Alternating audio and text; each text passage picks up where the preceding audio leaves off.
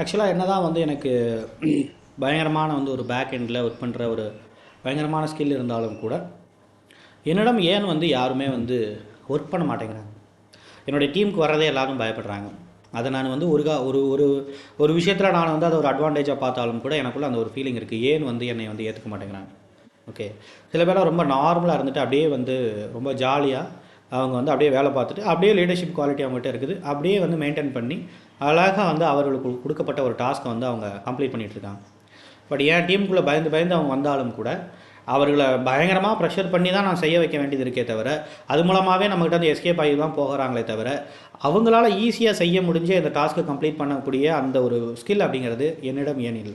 நான் ஏன் இவ்வளவு கஷ்டப்பட்டு ஒரு டாஸ்க்கை வந்து முடிக்கிறதுக்கு திணற வேண்டியது இருக்குது, அதுக்கான காரணம் அப்படிங்கிறது என்ன? அப்போ என்னால் வந்து சரியாக ஹியூமனை வந்து ஹேண்டில் பண்ண முடியலையா என்ன அப்படிங்கிற ஒரு விஷயத்தை தான் இன்றைக்கு நம்ம பார்க்க போகிறோம். So welcome to the show of behaviour psychology. I am your Rajkumar Pandian, psychologist. So இன்றைக்கு அந்த ஒரு விஷயத்தை தான் பார்க்க போகிறோம். That is what the no one can work under me. Yes, ஏன் என்கிட்ட வந்து யாருமே ஒர்க் பண்ண முடியல, அதற்கான காரணம் என்ன அப்படிங்கிற விஷயத்தை தான் பார்த்தலாமா? இந்த ஃபஸ்ட்டு விஷயம், we need to aware about that we have a lack of emotional intelligence. இதை நம்ம புரிஞ்சுக்கணும். நம்ம ஒன்றும் அப்படியே ஹிட்லர் போல் இருக்கிறோம் அப்படின்னு சொல்லிட்டு நாமளாக நம்ம வந்து ஒரு பெரிய இமேஜினேஷனில் நம்மளே வந்து நாம் நினைத்துக்கொள்ளக்கூடாது. அப்படி நினச்சிக்கிட்டு நம்ம ஒரு சுப்பீரியாரிட்டி காம்ப்ளெக்ஸில் இருக்கோம்னு அர்த்தம். Okay, we need to understand that we have a lack of emotional intelligence. நம்மளோட எமோஷன் என்ன அப்படிங்கிறத பற்றி நமக்கே சரியாக பல நேரங்களில் தெரியாமல் இருக்கும். அதனால தான் பல நேரத்தில் என்ன பண்ணிடுறோம், நமக்கு மூட் ஸ்விங் வந்தால் அதை வந்து நம்ம ஸ்டாப் பண்ணாமல் அப்படியே வந்து நம்மளோட எம்ப்ளாயீஸ்க்கு நேருக்கு நேராக அதை நாம் காட்டிடுறோம். அவங்கள பயங்கரமாக பாதிப்பை ஏற்படுத்துகிற அளவுக்கு வந்து நம்ம செஞ்சிடுறோம். நம்மளை மேலே இருக்கவங்க யாராவது ஒருத்தவங்க சின்ன தப்பு சொல்லிட்டாலும் நாம் வந்து அதை பல மடங்காக வந்து நமக்கு கீழே வேலை பார்க்கக்கூடிய ஆட்கள்கிட்ட வந்து நாம் காட்டி விடுகிறோம் because of this matter. So நமக்கு வந்து அந்த எமோஷனல் இன்டெலிஜென்ஸ், நம்மளுடைய மனசுக்குள்ளே என்ன நடக்குது, எந்த மாதிரியான எமோஷன்ஸ் வருது அப்படிங்கிற மாதிரியான எந்த விதமான விஷயமும் நமக்கு முதல்ல தெரியறதே இல்லை. தெரிஞ்சால் தானே அதுலேருந்து நம்ம வேற இருக்க முடியும், அதை நம்ம வந்து நம்ம கண்ட்ரோல் பண்ண முடியும் இல்லையா? அது நமக்கு தெரியறதே இல்லை. ஏதோ ஒரு க்ளூலெஸ்ஸாக வந்து நம்ம வந்து அப்படியே ஓடிக்கிட்டு இருக்கோம். We have driven by our emotions. That's a matter. Even the negative எமோஷனும் நம்மளை ட்ரிவன் பண்ணும் பொழுது ஆட்டோமேட்டிக்காக மற்றவங்களை அஃபெக்ட் பண்ணுறோம், அவர்கள் நம்மை விட்டு வெளியே போகிறாங்க. Okay, then what about the second one, the authoritarian leadership style? Yes, நாம் வந்து அத்தாரிட்டியாக ஃபீல் பண்ணணுங்கிற மட்டும்தான் நம்மளுடைய மனசில் இருக்கிறதே தவிர, அந்த பொறுப்பை நம்ம அப்படியே ஏற்றுக்கிட்டு அந்த விஷயத்தை வந்து நம்ம எப்படி ஒரு டாஸ்க்குக்காக நம்மளை கொடுத்துருக்காங்க. மற்றபடி நம்ம ஒன்று we are not a super human. We need to understand. நம்ம வந்து ஒரு சூப்பர் ஹியூமனை நம்ம ஃபீல் பண்ணுறோம், நம்மளை ஒரு அத்தாரிட்டேரியனாக நம்ம வந்து ஃபீல் பண்ணிக்கிறோன்னா நமக்குள்ளே சிவியரான இன்ஃபீரியாரிட்டி காம்ப்ளெக்ஸுங்கிறது இருக்குது. அதை மறைக்கணுங்கிறதுக்காக தான் நம்ம வந்து ஒரு சூப்பர் ஹியூமனை போல் நம்ம வந்து பிஹேவ் பண்ண ட்ரை பண்ணுறோம். நம்ம அப்படிலாம் ஒன்றுமே கிடையாது. இந்த சிவியர் இன்ஃபீரியாரிட்டி காம்ப்ளெக்ஸை வந்து நம்ம ஒழிக்கணும். நாம் வந்து அந்த விஷயத்தை பொறுத்த வரைக்கும் நாம் வந்து ஒன்றும் இல்லாமல் செய்யும் பொழுது தான் நம்ம உண்மையான ஒரிஜினல் கேரக்டரே வந்து நம்ம ஒரு மென்டலி ஸ்ட்ராங்கான ஒரு கேரக்டராக மாறும்பொழுது மட்டும்தான் இந்த அத்தாரிட்டேரியன் அப்படிங்கிற ஒரு விஷயம் அப்படிங்கிற அந்த ஒரு பெர்ஸ்பெக்டிவ் அப்ரோச், அந்த பெர்ஸ்பெக்டிவ் அப்படிங்கிற ஒரு விஷயங்கிறது கண்டிப்பாக இல்லாமல் போகும். அப்போ தான் நம்மளுடைய அப்ரோச் அப்படிங்கிறதும் சரியாக இருக்கும். ஸோ இந்த ஒரு லைஃப் ஸ்டைல் அப்படிங்கிறது, இந்த ஒரு அத்தாரிட்டேரியன் லைஃப் ஸ்டைல் அப்படிங்கிறது நமக்கு ரொம்ப பிடிச்சி போகிறனால அன்கான்ஷியஸாகவே அந்த விஷயத்திலேயே நாம் வந்து நம்மளை ஹோல்ட் பண்ணணும்னு நினைக்கிறோம். அதனாலேயே எல்லாரும் நம்மை விட்டு விலகி ஓடுகிறார்கள். So it's not a good sign of the good leadership. We need to understand. Okay. Inability to communicate effectively. Yes, நம்மளால் வந்து சரியாக கம்யூனிகேட் பண்ண முடியல. கம்யூனிகேட் பண்ணுறது அப்படின்னா we need to understand that ஏதோ வந்து ஒரு விஷயத்தை போய் நம்ம நேருக்கு நேராக இதான் பாயிண்ட் இதை போய் நம்ம சொல்கிறோம் அப்படின்னு நினைக்கிறோம். இல்லை, சைக்கலாஜிக்கலாக we need to understand that நீங்கள் ஒரு 20% அப்படிங்கிறதான் ஆப்போசிட்டில் இருக்கவங்க என்ன பண்ணுறாங்கன்னா உங்களுடைய வேர்ட்ஸை கவனிக்கிறாங்க. மிச்சம் இருக்க 80% முழுக்க உங்களுடைய பாடி லாங்குவேஜ் எப்படிப்பட்டது, நீங்கள் எந்த எமோஷன்ஸில் வர்றீங்க, அந்த எமோஷனுங்கிறது அவங்களுக்கு ஃபேவரட்டாக இருக்கா இல்லையாங்கிறதான் கவனிக்கிறாங்க. அப்போ நீங்கள் ஒரு டாமினண்ட்டான எமோஷன்ஸில் நீங்கள் வரும் பொழுது உங்களோட எமோஷன்ஸ் எல்லாமே அவங்கள புஷ் பண்ணி அவங்கள வந்து ப்ளே டவுன் பண்ண வைக்கிற ஒரு வேலையாய்த்தான் உங்களோட எமோஷன் எல்லாம் பார்க்கும் பொழுது கண்டிப்பாக அவங்க என்ன பண்ணுறாங்க, உங்கள் மீது ஒரு அவர்ஷன் என்பது வருகிறது. அப்போ கம்யூனிகேஷன் என்ன பண்ணுறாங்கன்னா அங்கேயே அவங்க டிஃபெண்ட் பண்ண ஆரம்பிச்சிடறாங்க. நீங்கள் என்ன சொல்கிறீங்க அப்படிங்கிறத ஃபஸ்ட்டு எடுத்தோன்னே அவங்க கேட்பதற்கே முதல்ல ரெடியாக எல்லாம் போய்ட்றாங்க. அப்போ உங்களால் எஃபெக்டிவான ஒரு கம்யூனிகேஷனை உங்களால் சைக்கலாஜிக்கலாக அதை வந்து கண்டிப்பாக செய்துவிடவே முடியாது அப்படிங்கிற விஷயங்களை நீங்கள் புரிஞ்சுக்கணும். அதனாலேயே வந்து நீங்கள் சொல்லக்கூடிய எல்லா விஷயத்திற்கும் அவங்க அகெயின்ஸ்டாக இருக்கணுங்கிற ஒரு இன்டென்ஷனே மீண்டும் அவர்களுக்கு இருக்கிறது அப்படிங்கிற விஷயத்தை we need to understand that matter. Okay, and this is what the micro management and the suspecting.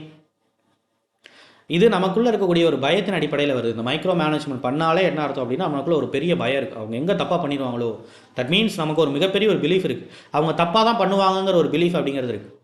அப்போ அந்த அடிப்படையிலேயே அவங்கள வந்து நம்ம மைக்ரோ மேனேஜ் பண்ணும் பொழுது அந்த எமோஷன்ஸை அவங்களுக்கே தெரியாமல் அவர்களுக்குள்ளே அது கன்வே ஆகுது. கண்மையாகும் பொழுது இப்படிப்பட்ட ஒரு ஆளுக்கு நான் வேலை பார்க்கணுமா, என்னை எப்பயுமே சஸ்பெக்ட் பண்ணிட்டு இருக்கக்கூடிய, நான் எப்பயுமே தவறு தான் செய்வேங்கிற ஒரு ப்ரீ ஜட்மெண்ட்டிலே இருக்கக்கூடிய ஆட்கள்கிட்ட நாம் என்ன வந்து ஒர்க் பண்ணாலும் அதனால் எந்த பிரயோஜனம் இல்லைன்னு சொல்லிட்டு அவர்கள் முடிவெடுக்கிறார்கள். அதனால் நம்ம மேலே அவர்களுக்கு ஒரு அவர்ஷன் அப்படிங்கிறது கிரியேட் ஆகுது. That's we need to understand. Okay,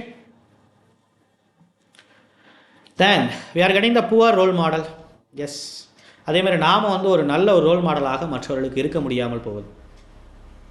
அதுக்கான காரணம் அப்படிங்கிறது அதான். ஏன்னா நம்மையே நாம் வந்து சரியாக நம்மளுடைய எமோஷன்ஸை நம்ம வந்து சரியாக ஹேண்டில் பண்ண நம்மளால் முடியல. அதே மாதிரி நம்மளுடைய பிஹேவியரை சரியாக நம்மளால் ஹேண்டில் பண்ண முடியல.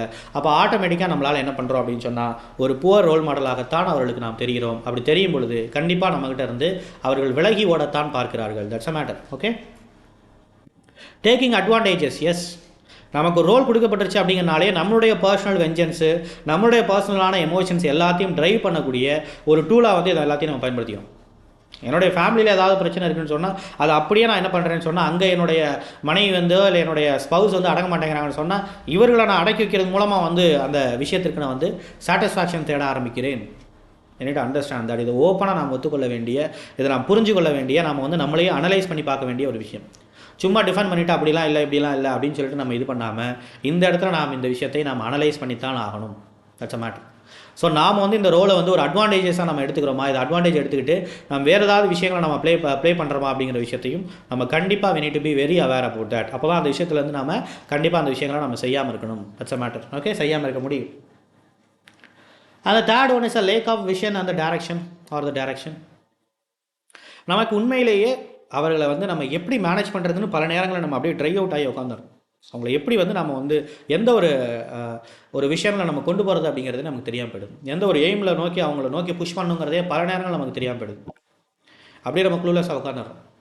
ஏன் அதுக்கான காரணங்கள் அப்படிங்கிறது நமக்கு பின்னாடி நாம் என்ன ஒரு டூல் யூஸ் பண்ணாலும் நமக்கு பின்னாடி டாமினேட் பண்ணணுங்கிற ஒரு இன்டென்ஷன் நமக்குள்ளே இருக்கும் பொழுது ஆட்டோமேட்டிக்காக அந்த டூல் எல்லாத்தையும் வந்து அவங்க அகைன்ஸ்ட் பண்ணுவாங்க. எந்த ஒரு டூலும் வந்து ஒர்க் அவுட் ஆகாது. அப்படி ஒர்க் அவுட் ஆகாத போது கண்டிப்பாக நம்ம வந்து ஈஸியாக ட்ரை அவுட் ஆகிடுறோம். நம்மளால் எவ்வளோ யோசிக்க முடியும், ஒரு 4-5 ஐடியாஸ் நம்ம யோசிக்க முடியும். அந்த 4-5 ஐடியா அப்படிங்கிறது ஹோப்ஃபுல்லாக இருக்கணும். அதை வந்து நம்ம இம்ப்ளிமெண்ட் பண்ணி நம்ம ஃபெயிலியர் ஆகும் பொழுது அப்போ கண்டிப்பாக நம்மளால் என்ன பண்ணிட முடியாது, அவங்களை ஹேண்டிலே பண்ண முடியாத காரணம் அப்படிங்கிறது நாம் ஆல்ரெடி இந்த 4-5 ஐடியாக்குள்ளேயும் இருக்கக்கூடிய அந்த டாமினேட்டிங் மென்டாலிட்டி தான். That's a matter. நமக்கே தெரிஞ்சோ தெரியாமலோ அன்கான்ஷியஸாக we are driven by these are all the emotion. That's a matter. Okay, and the narcissistic and the egocentric behavior. Narcissistic, what is a narcissistic, as you know that, right? Narcissistic அப்படிங்கிறது ஹிட்லரால் ரொம்ப பாப்புலரான ஒரு முக்கியமான ஒரு இல் human behaviour.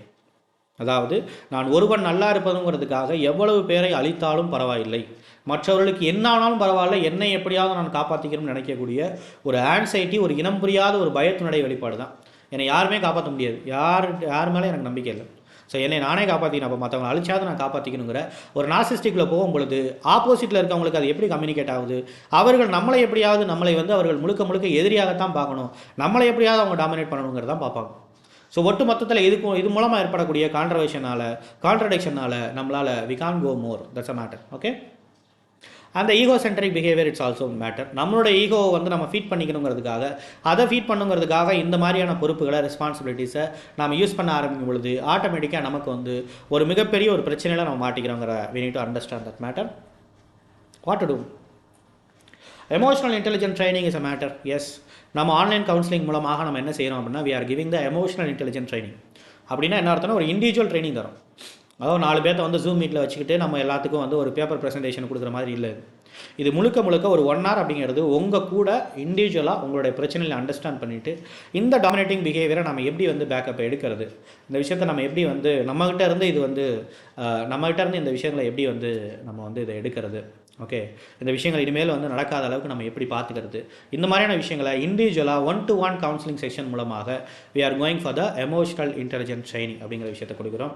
அது பொறுத்த வரைக்கும் ரொம்ப ஈஸி தான். என்ன அப்படின்னா நீங்கள் நினைக்கிற இமேஜின் பண்ணுற அளவுக்கு ரொம்ப டஃப்பான விஷயம் இல்லை. ஜஸ்ட் ஒரு வீக்லி ட்வைஸ் அப்படிங்கிறது if you are ready to spend at least ஒரு 2 hours அப்படிங்கிறது வீக்லி உங்களால் ஸ்பெண்ட் பண்ண முடிஞ்சதுன்னா 1 hour ஸ்பெண்ட் பண்ண முடிஞ்சதுன்னா you can easily come out from this all the things. இதற்கப்புறம் I am very damn sure that இதற்கப்புறம் வந்து இந்த எமோஷனல் இன்டெலிஜென்ஸ் உங்களால் புரிஞ்சுக்க முடிஞ்சது அப்படின்னு சொன்னால் வெரி ஷுர் தட் உங்களால் வந்து எல்லாரும் உங்களுக்கு கீழே ஒர்க் பண்ணுவதற்கு ரொம்ப பீஸ்ஃபுல்லாக வந்து அவங்க ரொம்ப செக்யூர்டாக ஃபீல் பண்ணுவாங்க, எல்லாரும் அதற்கு விரும்புவார்கள் அப்படிங்கிறதான் மேட்டர். ஸோ இதான் உங்களோட நம்பர் நீங்கள் தாராளமாக கான்டாக்ட் பண்ணலாம். That is what That is what. So thank you so much, your Rajkumar Pandian from the Human Expert Tamil.